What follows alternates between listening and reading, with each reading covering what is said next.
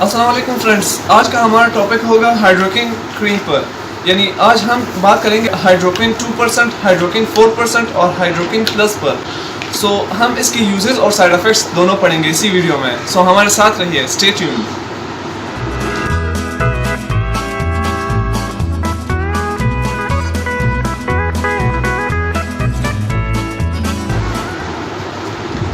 Friends, हाइड्रोक्विन cream जो होती है वो बेसिकली हम झाइयों के लिए यूज़ करते हैं। जब चेहरे पर ऐसे स्पॉट टाइप झाइयाँ आई होती है, काफ़ी चेहरा ख़राब होता है, आपकी लुक ख़राब दिखती है, तो उसके लिए हम हाइड्रोक्विन क्रीम यूज़ करते हैं, जिसका फार्मूला हाइड्रोक्विनोन है, हाइड्रोक्विनोन USP।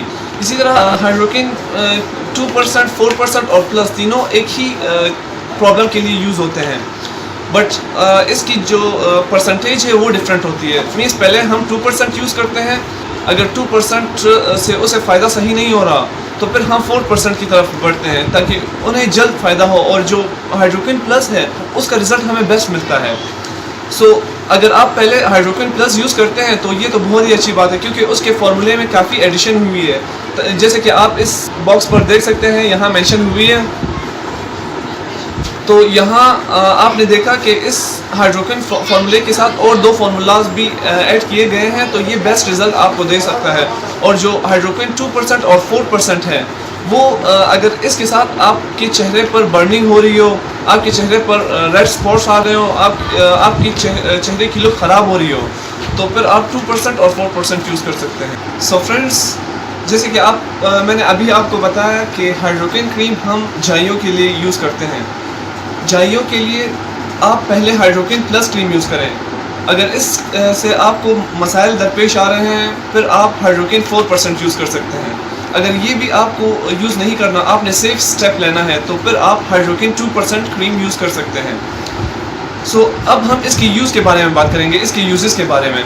जैसे कि आपको पता है, हर क्रीम जितना हमारा दिल करता है उतना हम चेहरे पर लगा लेते हैं, बट हाइड्रोक्विन क्रीम इस तरह आपने नहीं लगानी, बल्कि आप हाइड्रोक्विन क्रीम इस तरह लगाएंगे कि आप अपनी उंगली के टिप पर, उंगली के सिरे पर एक मटर के दाने के बराबर हाइड्रोक्विन क्रीम लेंगे। जहाँ जहाँ आपकी झुर्रियाँ वगैरह है, आप चेहरे पर वहीं सारे चेहरे पर लगाएंगे, और फिर आप 10 मिनट के लिए छोड़ेंगे। 10 मिनट बाद आप अपना चेहरा अच्छे साबुन से धोएंगे। लेकिन ये क्रीम अप्लाई करने से पहले आपने साबुन से चेहरा अच्छी तरह धोना है, फिर चेहरे को सुखाना है और उसके बाद क्रीम लगाना है। और क्रीम आपने रगड़ना नहीं है, बल्कि आपने एक ही डायरेक्शन में आराम से लगाना है, क्योंकि रगड़ने से स्किन ख़राब हो सकती है।